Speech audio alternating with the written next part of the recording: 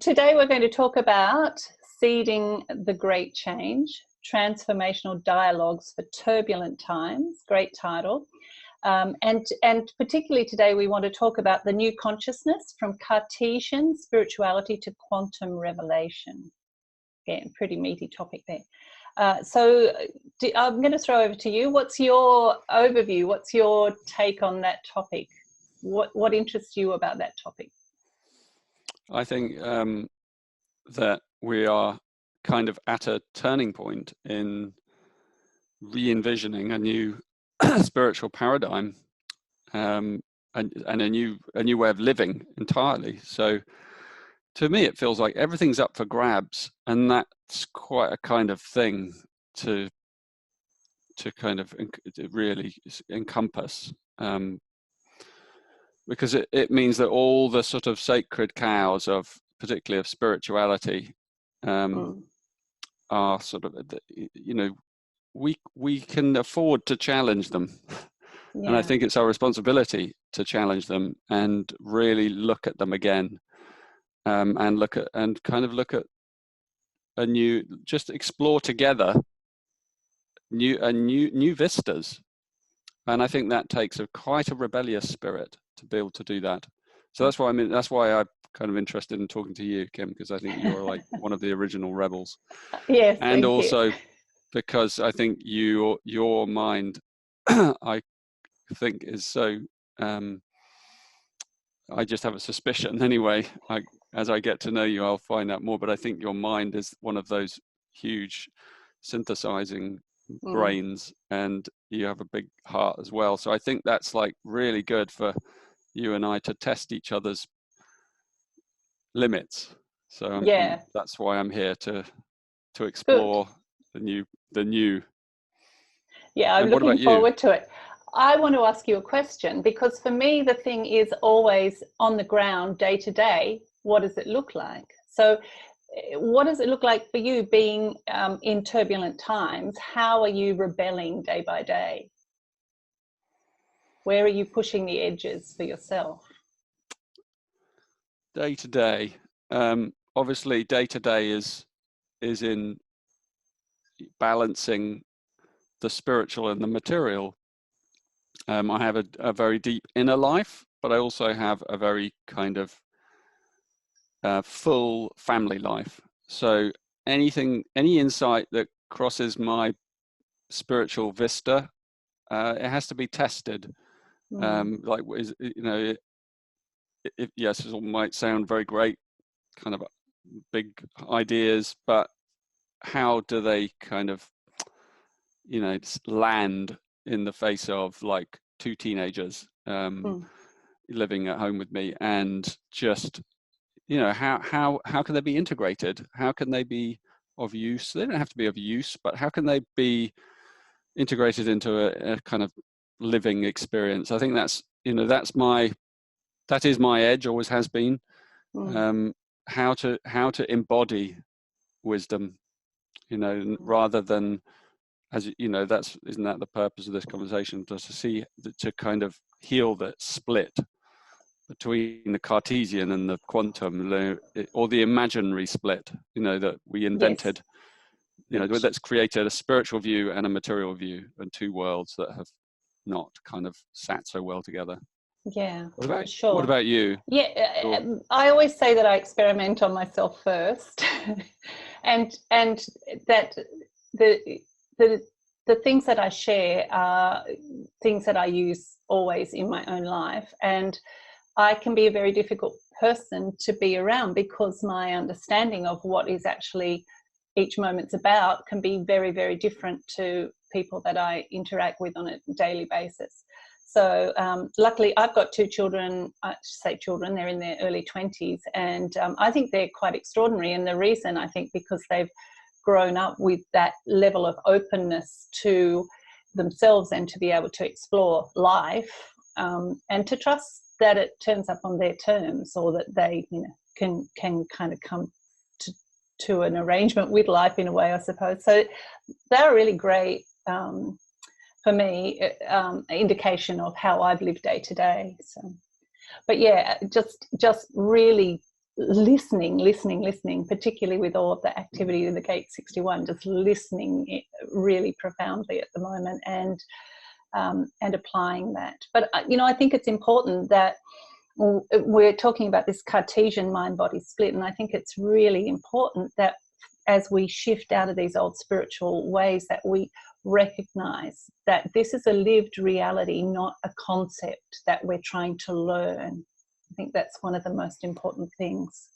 Yeah, exactly. Which is why, in a way, I think it's great that the two of us are parents, and so often spiritual teachers are not parents. That's not, they're either celibate, or they are kind of these lone on the mountaintop characters, and mostly men. And so I think it's to kind of re-envision spirituality through the eyes of a parent, or who's thinking about the child. I always say, like, if we can, when we build this new world, if we're going to do that, which I think is probably what we're doing, then we need to do it through the eyes of the incarnating child. As they're coming in, and therefore the mother as well. Like, what kind of world does that child want to come into? What kind of constructs? Because that's, I think that's why being a parent is of such importance. And there haven't been so many, embodied spiritual teachers teaching from right within the home. So I'm really excited to be doing that with you. And others. And also, there's this, you probably have better words for this than me, but the incoming spirit into the body, and filling our cellular structure with this incoming spirit. And there's a process here of connecting with our humanity, which is really important to this whole process of what we're in, that we have to embrace our humanity. And one of the things, less so now, but even like 10, 15 years ago, it was a really, really big issue. Almost everyone I worked with was kind of up in this spiritual realm. And I had to keep saying, what about you? What about you? What about you? I'm here to do all these grand things and to help you. What about you? Each one of us has to sit within our own humanity. We're in human bodies having a human experience for a particular reason. We need to embrace that because it's part of our purpose. Yeah, can we jump right in from there into this this notion of trying to escape being human, or the spiritual escape into the the famous spiritual bypass, right? But I mean more than that, like, because as I was sharing with you earlier, I've been really looking again at the non-dual perspectives and the Buddhist perspective. That's very it's a very solid spiritual kind of embodied understanding, because it's had so many generations to evolve and develop through so many teachers and strands of teachings, whether it's Tibetan, whether it's Zen, whether it's all these different strands. And we were we were talking about people all the people who are probably watching this, who often say, I think this is my last life. And I think it's a lot in that statement, is a lot of our conundrum is kind of hanging, isn't it? Yeah. Like, why does someone say that? Can we explore that? I don't know why people say that, but a lot of people say it to me as well. And it always puzzles me, because I think it's this planet is extraordinary, and this opportunity that we have is extraordinary. And as you said before we started recording, it's just about to get really, really, really good, really interesting. And where are you going to go? What are you going to do? It's like, for millennia, we've been preparing this awesome party, and getting all the things ready and go, and all the difficulty. And then you get to the point where things like the guest is about to arrive, and the guest, you know, and then everyone Yeah. just takes off. Yeah. Yeah. Do you want to miss what's coming? Yeah. But it's more than that anyway. I think it's more like there's a spiritual conditioning that's come partly from the Eastern traditions, and also the, you know, there isn't much of a Western tradition left, is there? I mean, we've got No. Christianity, but you know, the deeper mystical strains from the West are like quite submerged, and I'd love to explore that maybe in another whole session, just to like, what is Western spirituality? Yeah.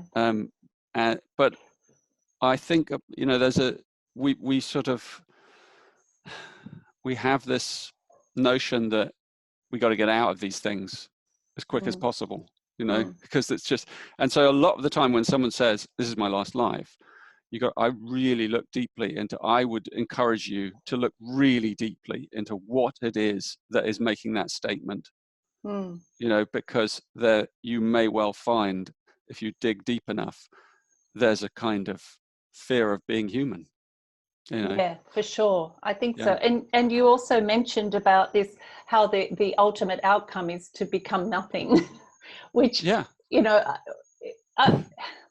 that's a bit of a downer.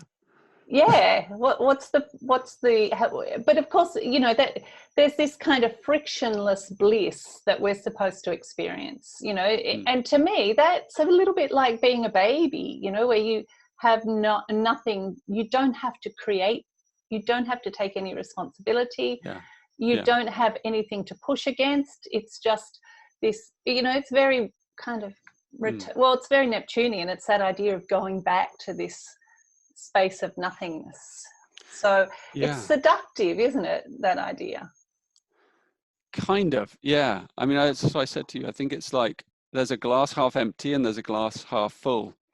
So nothingness is the same as everythingness, but the emphasis has been on the nothingness, the glass half empty.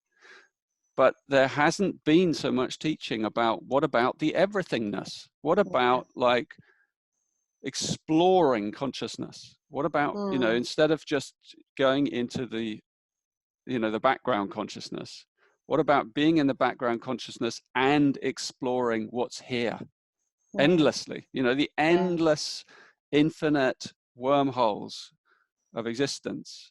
And in a way, you know, I don't know, that brings me to a kind of revelation I've had fairly recently, which is the bringing together of, because I've been thinking a lot about rebirth, and so I was asking that question very deeply of my inner being, like, what is it that is reborn? You know? Yeah. And because yes, I kind of adhere to the intuition that the oneness means that we're part of the background consciousness, the witnessing consciousness. But then what is it that keeps coming back? And because the Buddhists have said, well, that's the illusion, you know, and that's what you've got to break the pattern of. And you're like, okay, what about, I'm going to look deeper than that. Like, what is that jewel that keeps coming back? You know, I mean, you want to have a... Well, I'm not a big fan of illusion, and if we can go to the Bohm's implicate order here to talk about that a little bit. Tell me about Bohm's implicate order. Okay, so look, you know, I feel that I have many past lives in Tibetan Buddhism. That'll be useful. So I feel that I have quite a strong grounding in this, although in this life not so much. But the idea of the Maya and the idea that this is all illusion, that just doesn't sit with me at all. It's not illusion. And what quantum science tells us is that it's something that is drawn out of the quantum field, that potential that sits there, and it's basically sitting there waiting for something to draw out of it, to create something for our world that we can sense. And what scientists say now is that it's most likely human consciousness that is drawing the material world out into this realm that we experience. Now, human consciousness, interestingly enough, there's maths for all of this. Human consciousness has probably been around and in the planning stage of building humans since the Big Bang, because there are very precise correlations between the way our brain works, the frequency at which our brain works, and the frequencies that were there in the milliseconds after the Big Bang. So anyway, apart from that, the implicate order is this, and David Bohm, let's say he was an extraordinary scientist, so this is not just fluff, that there is a template or a space where everything is possible, and that we create first in that space, and then it springs forth into the material reality, and that's what he calls the explicit order. And so what we are doing all the time is creating without realizing it. And I think so we're the creators. We are the creators, and we are in fact already, in a sense, God, because you've got that idea where God fragments into gazillion pieces, and it's all the bits of human consciousness, and says, well, God or goddess, whatever, but God, let's say God, because we're dealing with that kind of patriarchal cultural construct. So God says, go out, have a wonderful time, bring your memories back to me. Bring the memories of your experience back to me. I want to hear about how much fun you had. And when we're done, we'll all get together again and, as you say, have a big party. So the idea that we're already creating, and I think what's happening in our religions and cultures as they stand now, is that we've given up our power based on that kind of top-down hierarchy that the Abrahamic religions brought in. So, the one God and you'll obey kind of idea. And if you don't, we toss you out of the tribe and you die. So you've got no choice, right? You've got to do as you're told. So we actually give up our power of creation upstairs, and basically what they say, you have to create this, so we do, without realizing this tremendous power that we have. And I think that power is being released between now and 2027. Totally. And I think it's very easy to, it's kind of easy to see it with the Abrahamic religions, isn't it? Because it's like, we're not many people have seen that, and we can all see that picture, but it's subtler when you come to the Eastern religions. That's why I've kind of got I'm aiming at them, because they're subtler.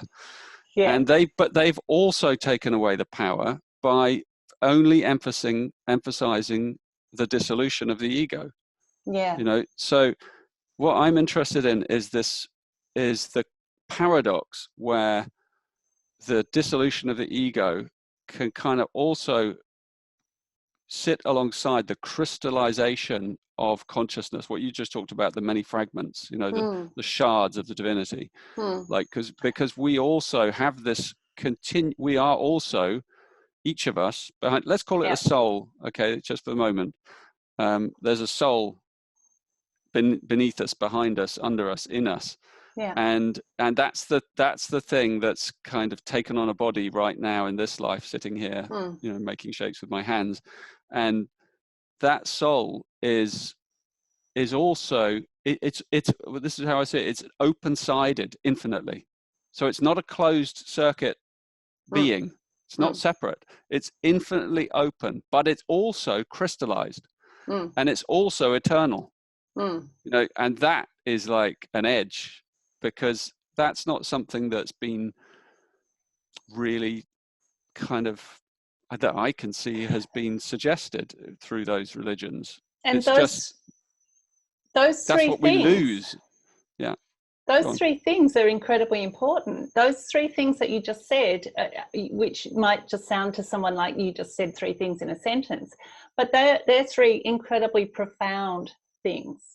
So you said it's open, it's infinite, and I don't know, but it's also independent. Yes, it's interdependent. And the reason that I faltered there was because I was thinking of the word bounded, but that's the ego container that the face says all there. But that's why I didn't use the word, and I was trying to remember what you said. But the ego container of each one of us in each lifetime is the the vessel for the experience, in my opinion, and it's just a particular vessel that's taken on for that experience, but it has to be open, because we have to be with the right people, having the right experiences, connecting with the right resources, whatever they might be, so that we can have that creation. And the infinite nature of that operates, I think, in all ways, not just in that linearity of the soul continuing on through time. And what was the last one that you said? Can you remember?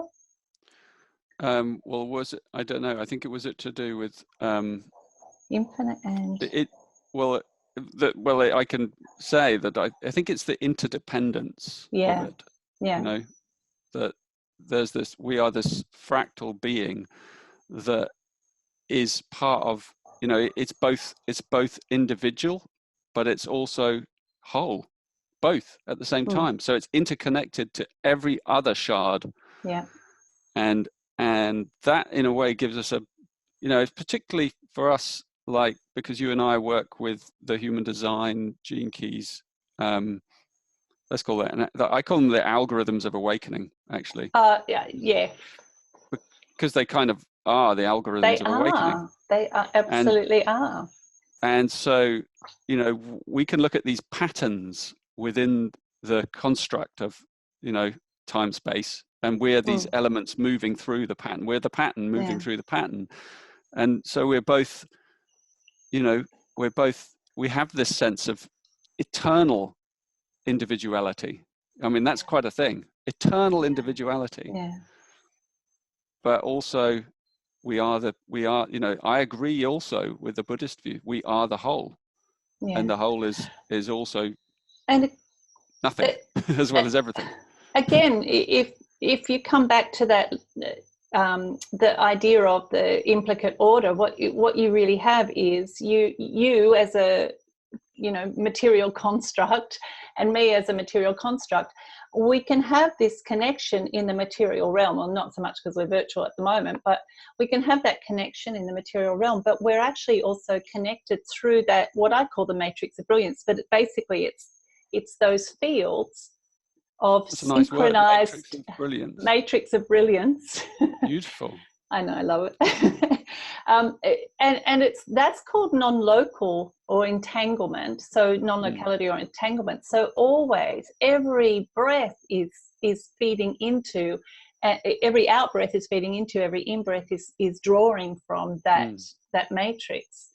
So no matter what we are doing, we're always, and that's through all time as well. So can I want to ask you this question about the Buddha.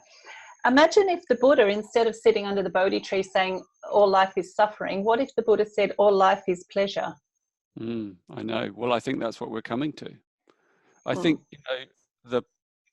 the new paradigm is based on that, and it's also interesting. Now, I read a book recently that someone gave to me, and it's an extraordinary book. I don't know if I mentioned it to you. It's called LSD and the Mind of the Universe. I recommend it. And it's a professor of philosophy in America who spent 20 years of his life exploring consciousness with high doses of LSD, whilst being a professor of philosophy, teaching, and a family father with kids. So he did this obviously in his spare time, and he didn't tell anyone. And for 20 years he explored this territory, this inner territory. Anyway, the book is the story of the unfolding of his revelations that he was shown, and he approaches it very scientifically, but and a lot of things. But one of the things that really struck me is there was a session in which he was shown the new human, right? The new human that's evolving, which funnily enough was the 55th session. I thought that was quite funny because of the 55. Anyway. And synchronicity. Yeah, I know. And he said that what struck him is that the new human was standing up. It wasn't sitting down. It was surrounded by all these sitting Buddhas of the past, and they were all sitting and contemplate, but the new one was standing on its 2 feet.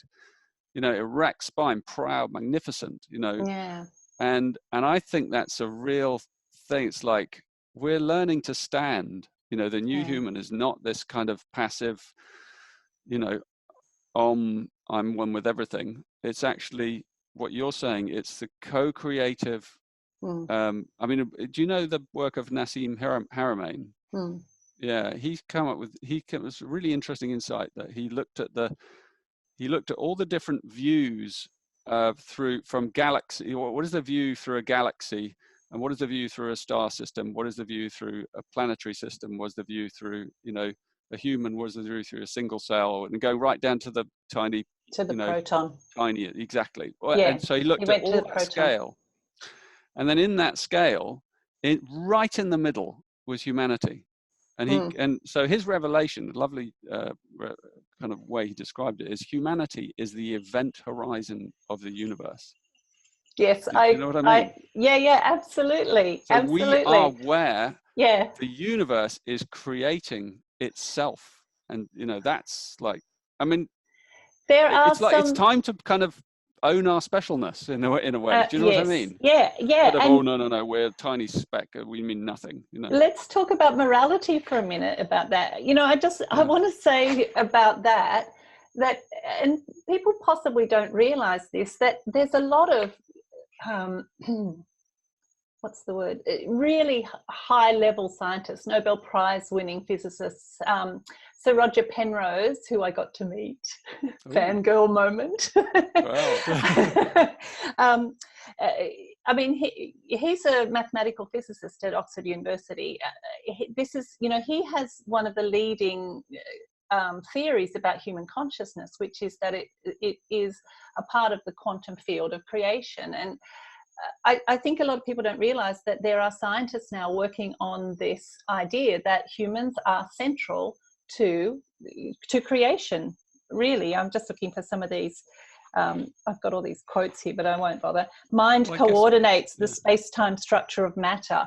I mean, these are all, I've got a whole pile of scientists' quotes here. That, you know, they're all saying the same thing, that we are the event horizon. I think that's very true.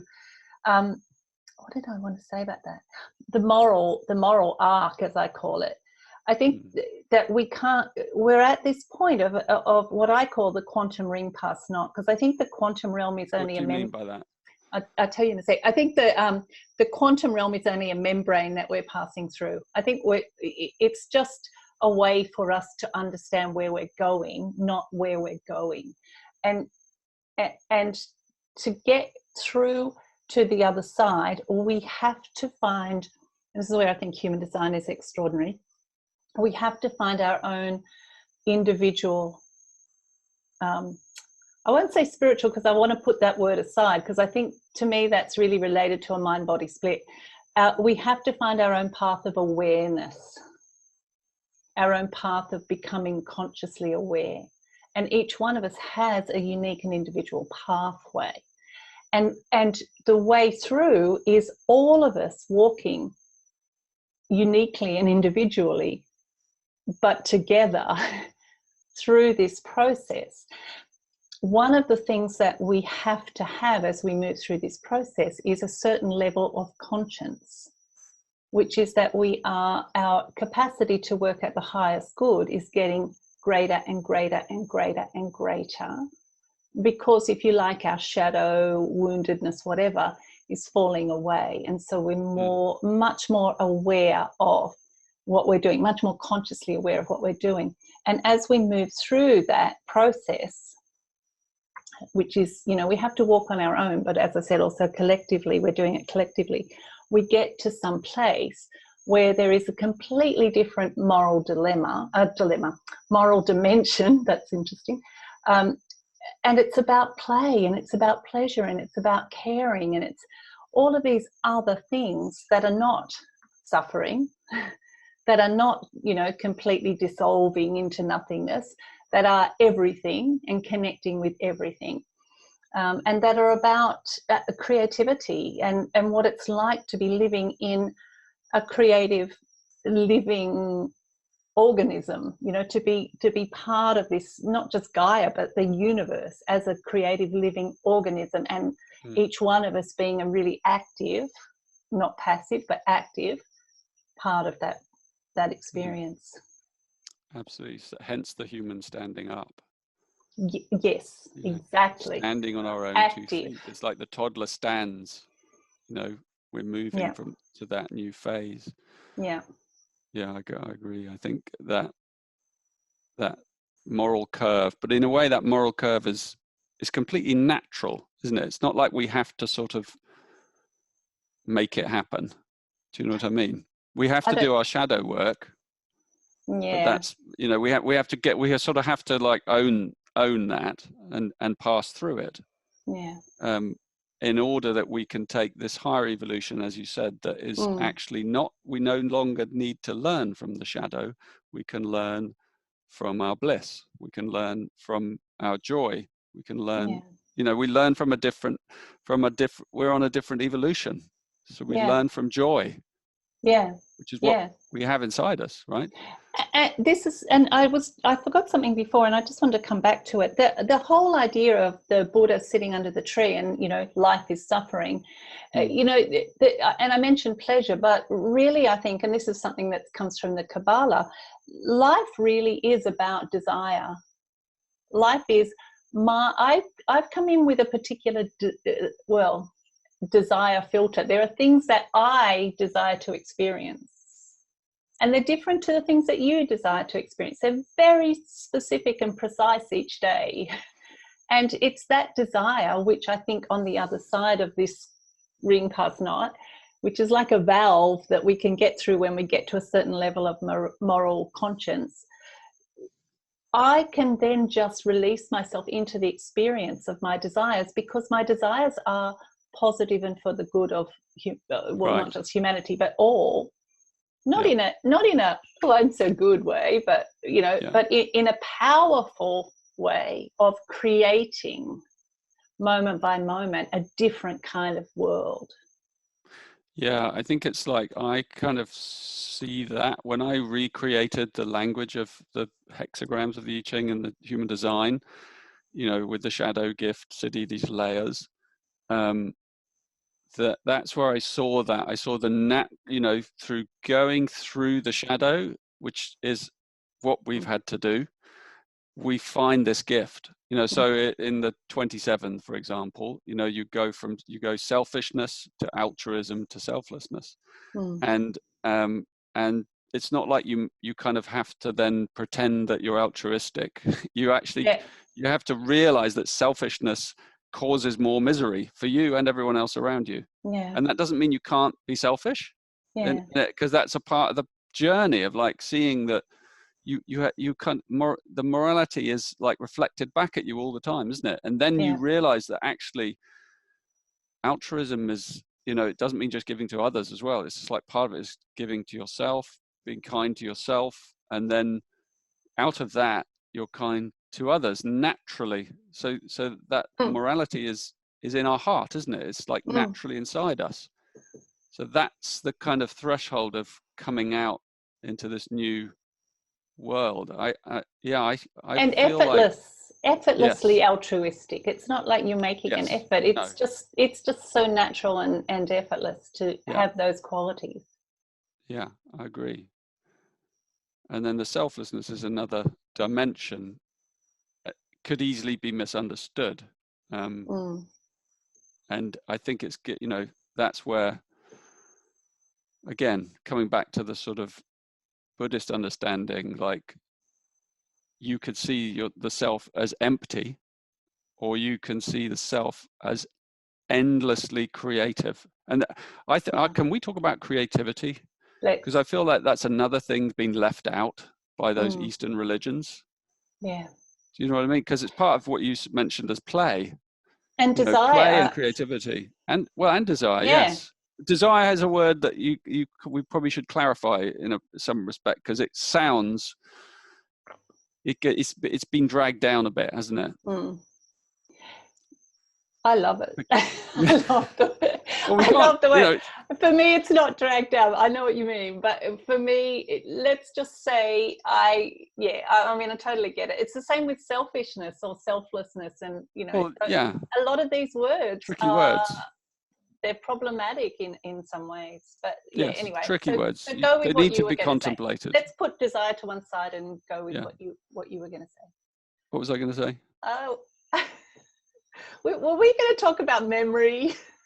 I think we should go into desire. I think that's like a hot topic. Oh, okay. Let's do that. A bit more, because, you know, if we unpack it, what is desire? You know, what is desire other than a natural evolutionary impulse? Yeah, exactly. You know, my take on it.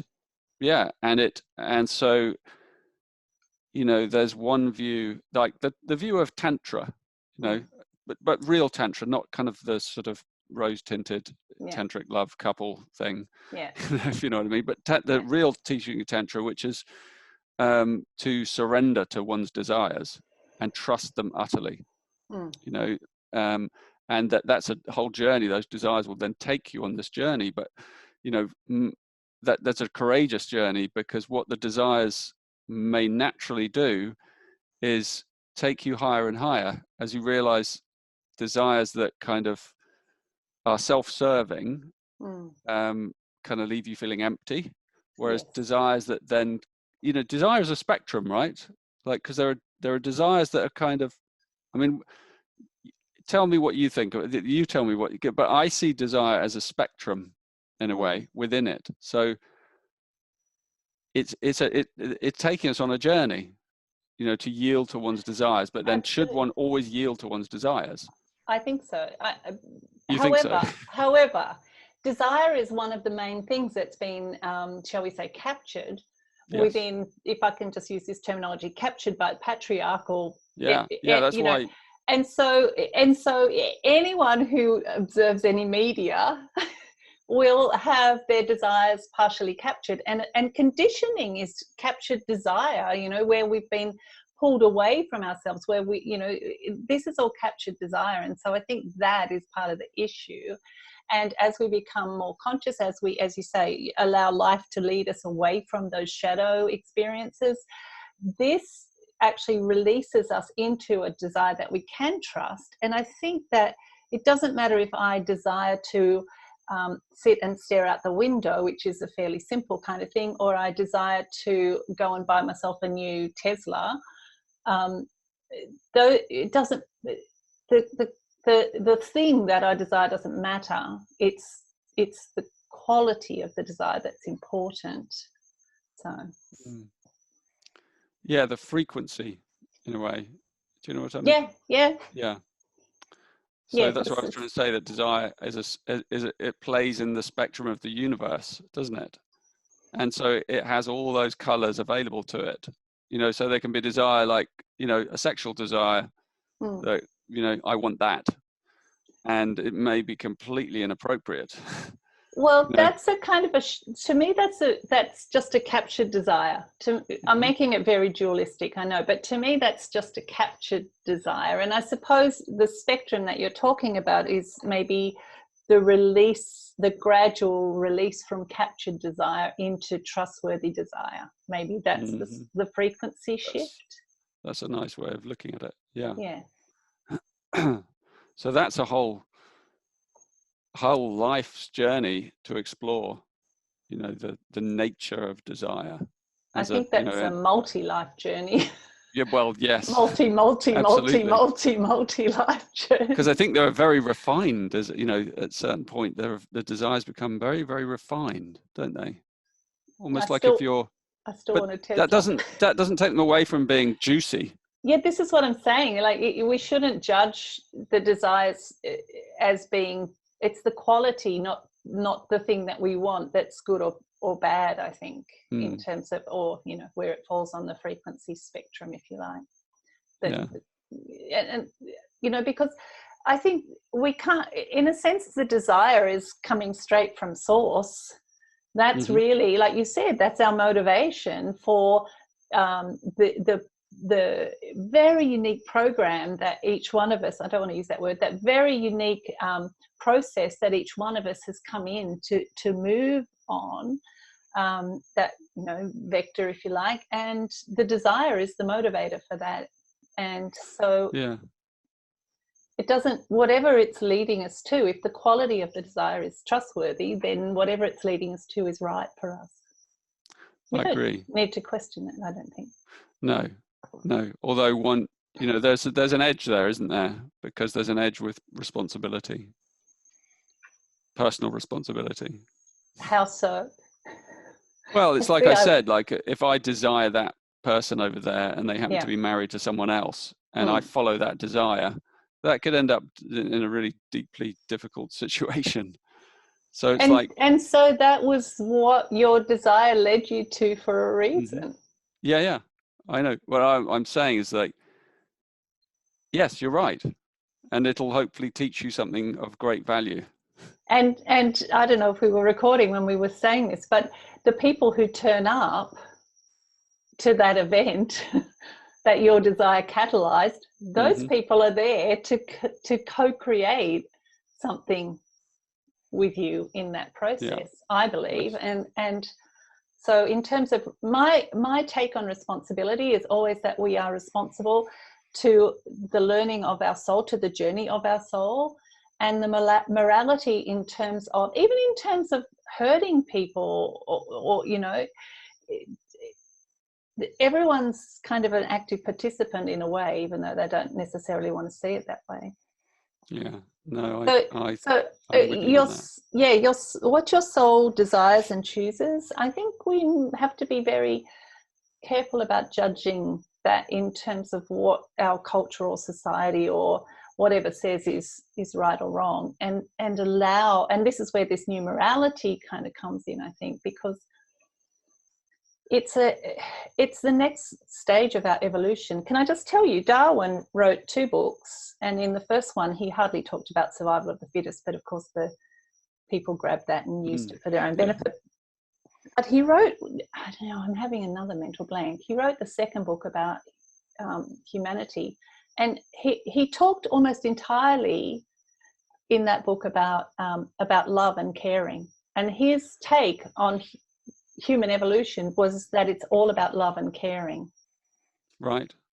It's funny how we just got a hold of the other one. And well, it's not funny. It's actually, I'm going to write down Darwin's book so I can say the 2 names. The Descent of Man. So the first one was The Origin of the Species. The second one, The Descent of Man, was almost all about humans evolving through the cultural experiences of love and caring. It was deliberately taken and used, that survival of the fittest, to enhance the ideas of corporate globalism as it was just starting out at the time. Very deliberate. It's like and the same with Isaac Newton. Do you know he wrote, in his later life, he wrote many books on alchemy. He became fascinated with alchemy, and that whole side of him was just dismissed by scientists as like, you know, he went mad. Yeah, and he wrote a lot more work, a lot more on that, and it's just those books are not ignored even because they're not purposeful to the people we've given our power away to. You know, there's a thing I call the missing observer syndrome, and this, I actually got this from Nassim Haramein, and I've never again been able to find the video where I saw him do this trick, but he was drawing, I can't even remember, it was so long ago, he was drawing all these pictures of what most physicists believe, and then he drew this little man in the corner looking at it all, and he said, this is the thing they don't talk about. And this is the observer who is, of course, you know, we live in a participatory universe, but science is still, and I watched the physicists at the Science of Consciousness conference last year really struggling against their scientific method training to deal with the concepts. It was really quite interesting. And just, what was I talking about? You were talking about the observer syndrome. Oh yeah, the missing observer syndrome. We give our perception away, and in giving away in other words, we let people tell us what we should pay attention to, and in doing that, we give up our creative capacity. Yeah, and that's why I was, you know, like talking about creativity as, you know, the ultimate spiritual path in a way, and desire is part of that, right? So desire drives creativity, and I find that it's sadly missing from these spiritual paths, you know, and Yeah. you know, like, so, and I know, and I came even the other day upon a statement from a living, very respected, lovely spiritual teacher, one of the non-dual ones, who absolutely dismissed creativity as a kind of ephemera, something that could delude you away from the spiritual path. And although I kind of understand from a certain view, there could be an element of truth to that. Like, I feel like the whole kind of beauty of the human creative spirit is the spiritual path. It drives it has to drive the new paradigm, which means, and the beauty of creativity is you don't know where it's going. You know, it's always creating something new. So you know, the spiritual path is, you cannot follow someone else's path. You can look at their path and go, well, that's interesting, I wonder how you got there. But yours is absolutely unique to you, and you've got to be you've got to stand on your own 2 feet to follow that, because there's no rules, are there? No. No rules.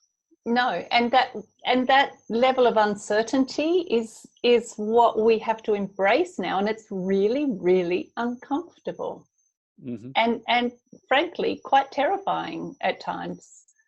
So you know, I think that's what the edge we're standing on now is. We're going from a place of giving up our power and our creativity to others who we believe will give us certainty, to saying, I'll have that back now, and I'm going to head off into the wild unknown, and hopefully I'll survive. Yeah. You know, or not, who knows? Yeah, so uncertainty and not knowing when we start out where we're going to end up. Yeah, it's that whole I love that statement by St. Augustine, solvitur ambulando, by walking it is solved. You know, all you have to do is put one foot in front of the next, and each foot falls into the void, but then it creates a path as you step into the void. You know, and that is the event horizon. And the desire tells you where to put your foot. Yeah.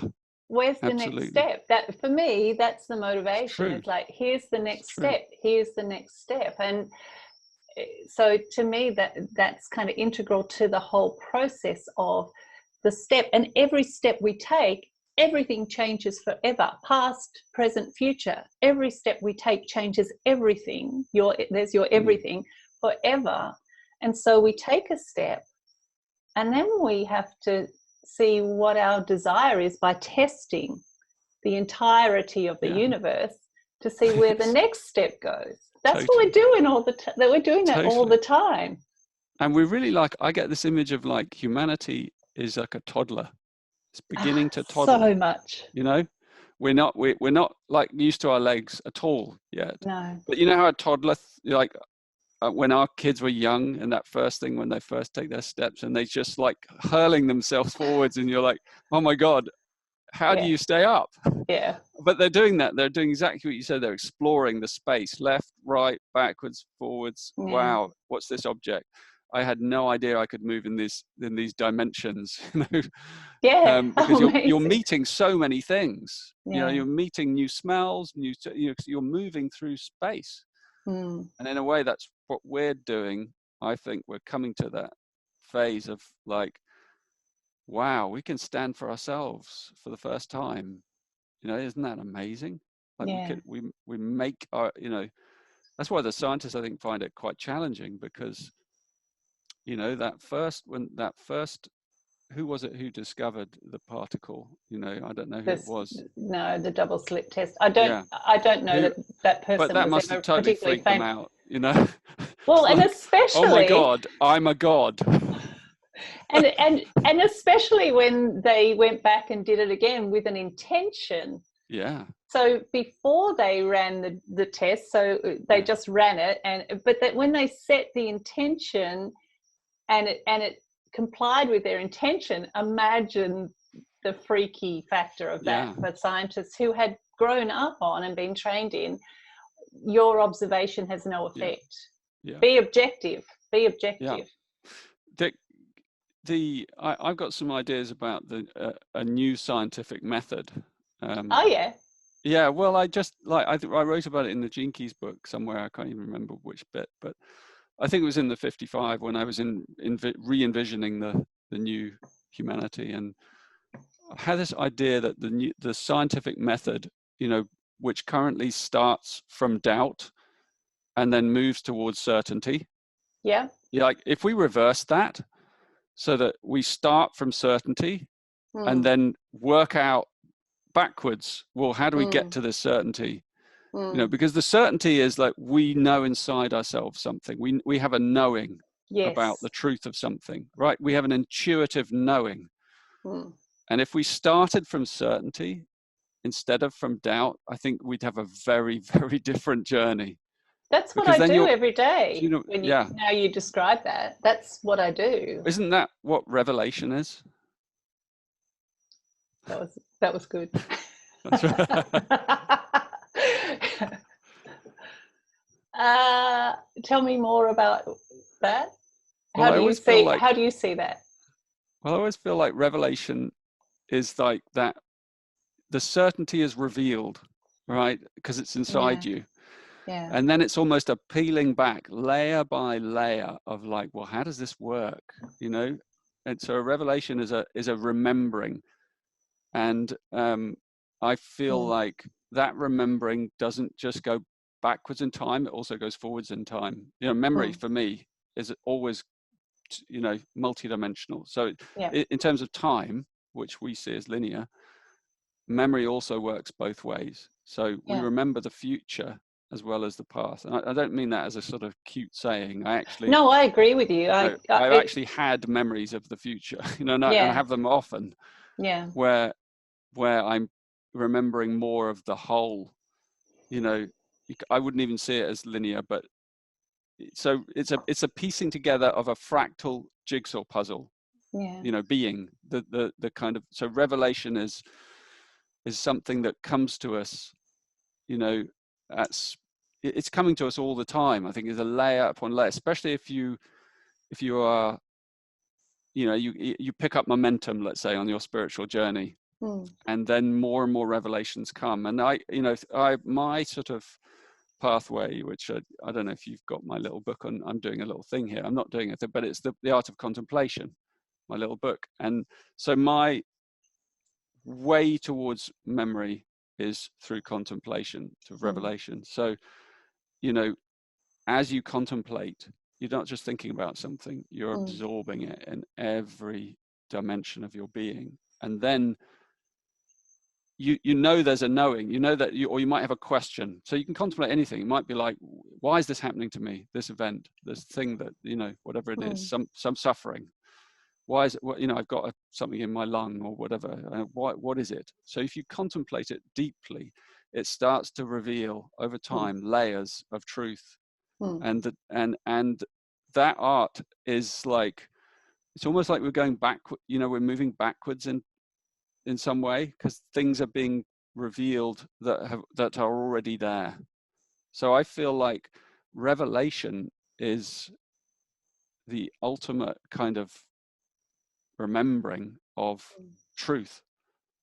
But I'd love to hear your insights. Yeah, well, the body thing I think is profound. That sense of if I pay attention to the felt sense of my body knows things, both past and future, that I'm unaware of. And there's a particular quality to being able to do that that's very different to the way that we usually pay attention to our bodies. So I think that is a skill that we all need to grasp as we want to become more conscious in our bodies. The future thing, I really think this comes back to what I was saying before about the missing observer. The future thing, we have been taught not to notice, that we can feel what's coming, that we already have a sense of, that we're remembering the future. I think we can all do that. And most people, when I'm coaching and I'm saying, well, what do you want? And they go, oh, I don't know. And I go, but why are you here then? Because you do know, otherwise you wouldn't have come to talk to me. oh, well, it's blah, blah, blah, blah, blah. Well, you said you didn't know, and clearly you know, but we're taught that we don't know, even though we do know we know. So people actually do have that sense of, even if they can't be really clear about it, they have the sense of it. And again, that's something that is always kind of leading us, you know, again, the desire leading us towards the thing that we can feel in our future that we desire. So that's really important. And then the other thing that I'm thinking while you were talking about this is the revelation in terms of walking on the ground. And actually, I think it's different to an insight, isn't it? An insight is kind of a momentary, like, aha, where something is released. We have more of ourselves released. But revelation perhaps is when that thing actually happens.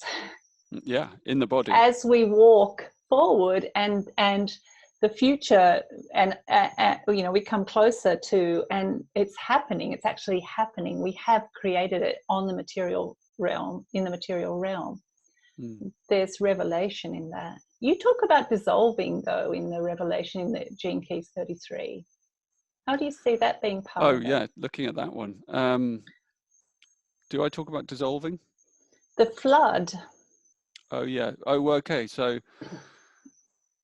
that was you know, that's like there's a focus through that gene key on the past, right? And completions. Yeah, and right back to the beginning, in a way.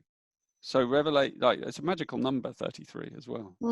Yeah. You know, one of the cosmic numbers and master numbers. And so if you go right back to the beginning, it's almost the seed. Everything is in the seed.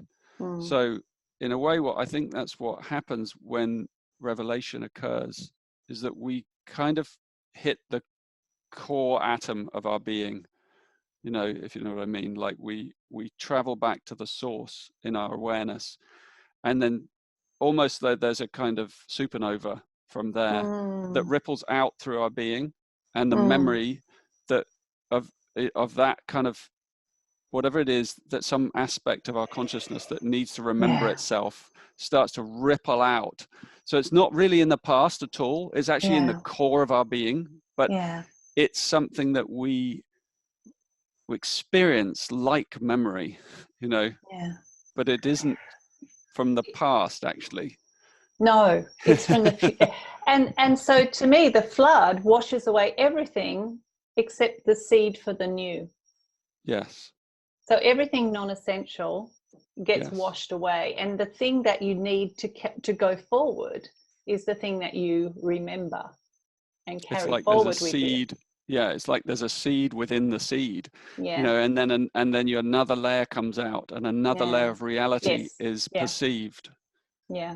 You know, isn't that extraordinary? Like another layer of reality. And I think this is happening, on all levels, like moment by moment, and then also, you know, across lifetimes. So from the smallest scale to the most massive scale, because I think our universe is also just an unfolding part of something that's much larger as well. And I actually think that we'll get to those kind of angelic realms and beyond the universal realms. And I think that our whole concept of space-time is going to break down fairly soon, which is going to be an amazing experience. I agree.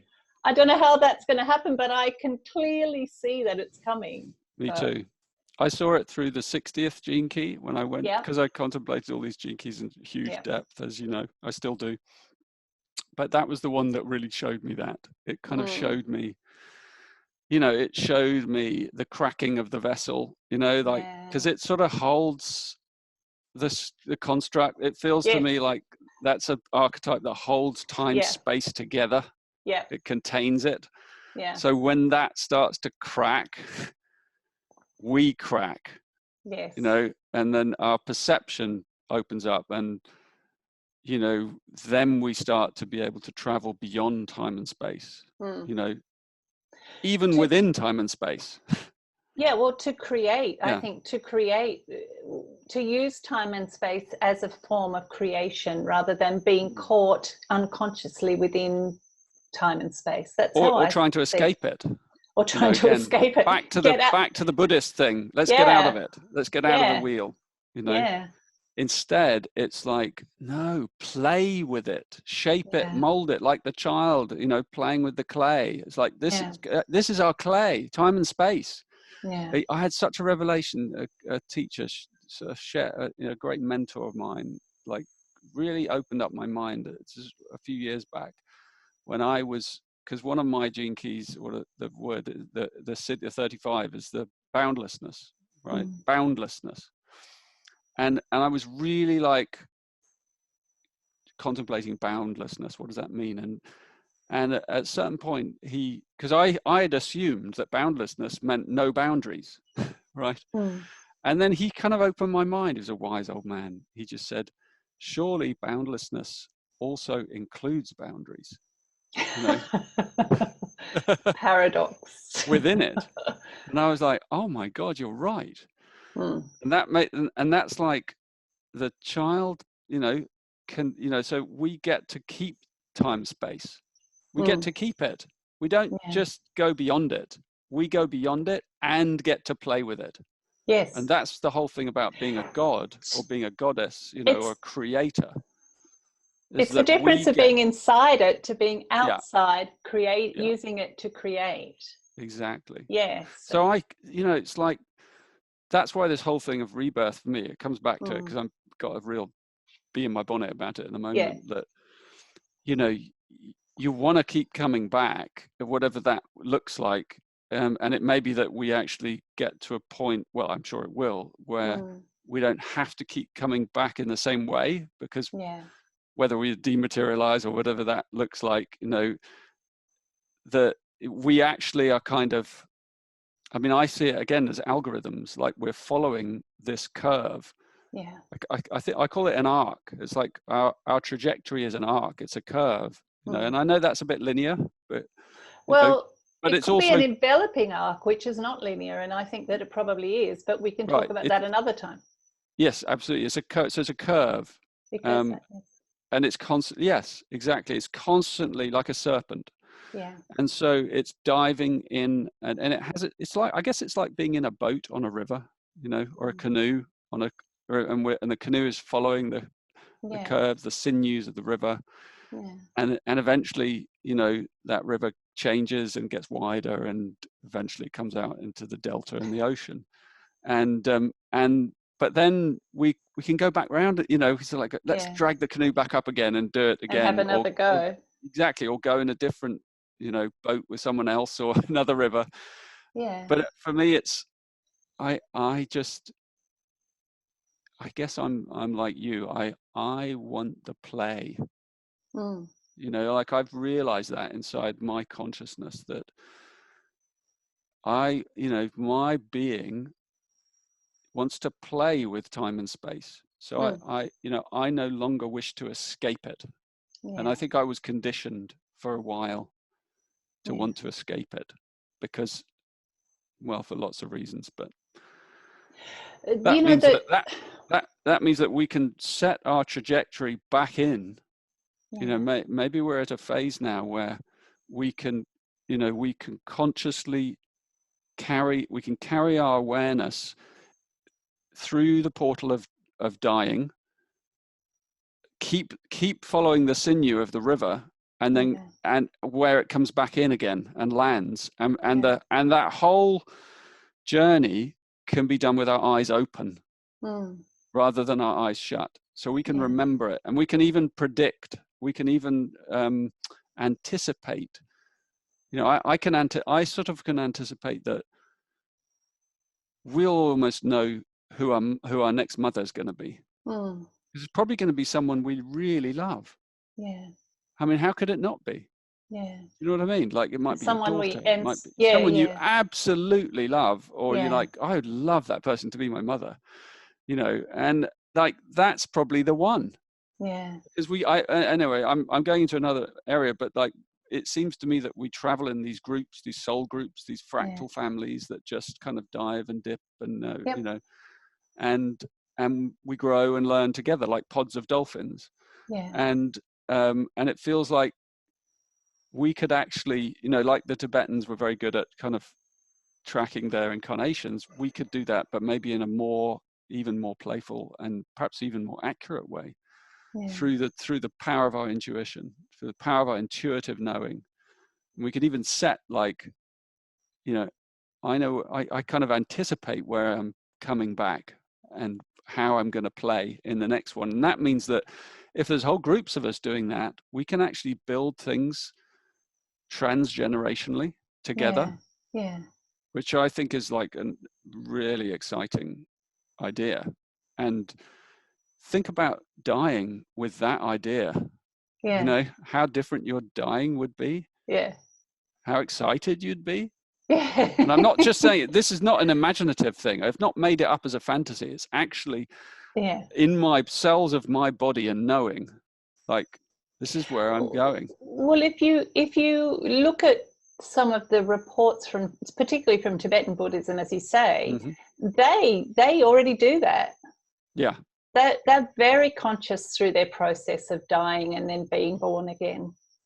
I mean, absolutely. Yeah, you've only got to look at the process for searching for the Dalai Lama, but I've also read quite a bit about the process of very, you know, that only the highest kind of echelon can do this, but to be able to die very consciously, keep your body intact. Their bodies stay without decay can stay for an unlimited period of time, putting off perfume smells. Yes, exactly. And then one day their body disappears and then they come back because they've already planned it. So I think that's what I'm saying is like, but this doesn't have to be a kind of top hierarchy thing anymore. No. This is actually something anyone can do. Yeah. But we almost have to do it together. We have to agree to it. You know, like, we have to agree to this paradigm. Let's do this. Otherwise, it'd be a bit crappy, wouldn't it? You'd come back and be like, "Hi," and they'll be like, "I'm sorry." And they're like, "Who are you?" Do I know you? I mean, no fun at all. No, I mean, if your daughter knew that you were going to come back as her child, like, wouldn't that be an extraordinary experience for you and her and everyone around? Yeah. If you agreed it, if you, it's not like you agree it, but if you all felt it together, if you were that aware, there'd be no fear as you went through that portal. In fact, there would be only a loving embrace. So anyway, that may be another subject for another time. But yes, and probably a good place. Probably good. Oh, I have notes. You should round it off, I guess. Notes. Yes, I have notes. But no, I think that I think that well, maybe just one thing that just caught my eye is this idea that there is no randomness in the universe. That everything is based on these living systems that are synchronized in feedback loops, and like you say, we have with Gene Keys and Human Design this algorithm, this code of incarnation and process, individual human life and process, which with the holographic Human Design I can track so precisely, it's kind of freaky. So we have these codes that we can use to be able to bring us to that place where we are making the best of the opportunity that we have to be as conscious as possible as we move through unique, individual, precise kind of pathways that we're in. And, you know, that's not that we have to relax, otherwise we can't do it. It's got to be just, you know, relaxing into this. But it's not random, and you're not random, and I'm not random. It's all very, very purposeful. And I believe we have free will, but it's also all very purposeful. Yes, I agree. There's a paradox there, isn't there, between the free will chestnut. Well, not if you think about it, like taking that step, one step after the other. So I take a step, and then I've got other steps I can take, but I have to wait until everyone else does their thing, right? And then I can use my free will to decide where I'm going to take my next. So imagine imagine all of that happening, which it is all the time. It's just an extraordinary intelligence that holds all of that in play. Well, that's what I mean. It's like there is, to me, it's a paradox, because the beauty of free play, you know, is one side where it's it appears completely random, because the toddler can just go in any direction, and you watch them and they're like, there's no pattern to that. But actually, with hindsight, if you examine it, you realize there was a pattern. When you look back on a life and you think, well, it went that way and that was completely random, you look at, and there was a pattern. So there is a pattern, and there is, and it's random. That is the what I mean. I love paradox, because for me, paradox is truth. Whenever I find a paradox, I know I've like just hit upon a truth, because my mind can't understand it, but my body just celebrates it. Yeah, I have a paradoxical relationship with paradox. Okay, go on.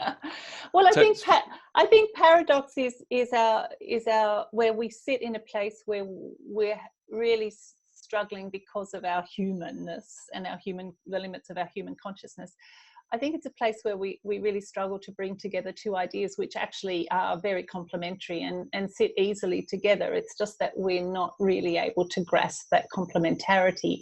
I think life is becoming less paradoxical as we are more and more able to see that two things fit together easily in that way. And I think that when you say it's a paradox, it's something where you see these two things are complementary and you really enjoy the complementarity of it. In fact, exactly. You're not saying you can't grasp that they go together. No, you're saying, isn't it paradox wonderful for me, that they fit together in this paradox way? for me is a sign. It is an invitation to celebrate. Yes. You know, you've just found something. You know, it's like revelation. It's often like experienced as a paradox, but I don't see paradox as a negative thing, or I see it as a cause for celebration. And that you're on the right track. A revelation of something coming into relationship that you didn't see, where you didn't see the relationship previously, perhaps. Exactly, and so you're stretching. You know. And bringing more and more into relationship, which is, I think, part of that process of revelation as well, that more and more comes into relationship. And the synthesis of it all. It's been such a great talk. It has. Thank you, Richard. It's been wonderful to let loose and explore all these really great, edgy ideas. So thank you so much for that. And we might talk again soon. I think we may have to. Okay. Well, lots of love to you, and enjoy the rest of your day. Take care. You too. Bye.